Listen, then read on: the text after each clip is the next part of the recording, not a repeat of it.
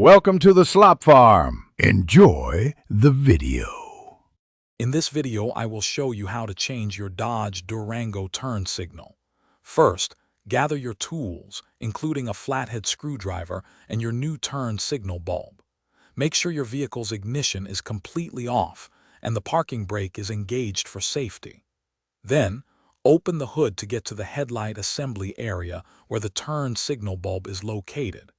This easy method will have you back on the road quickly. Now let's access that bulb. Look for two retaining pins at the top of your headlight assembly. These pins hold the unit in place. Carefully pull both pins straight up and out to release the assembly. Once the pins are removed, you can gently pull the entire headlight unit forward. This will give you clear access to the back of the headlight and the turn signal bulb socket. Hey everyone, quick break. If you're finding this video helpful, please hit that like button and subscribe to the channel for more easy DIY car fixes.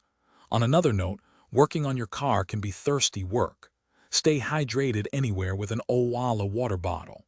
It's a great way to keep your fluids up. You can find the link for the Owala bottle and other great deals in the description below. Now, let's get back to the video.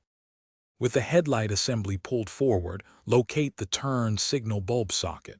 It's usually the one with a green outline. Twist this socket counterclockwise to unlock and remove it from the housing. Then, carefully pull the old bulb straight out of the socket. Take your new bulb, avoiding touching the glass, and firmly insert it into the socket. Reinstall the socket by twisting it clockwise until it locks. Thanks for watching.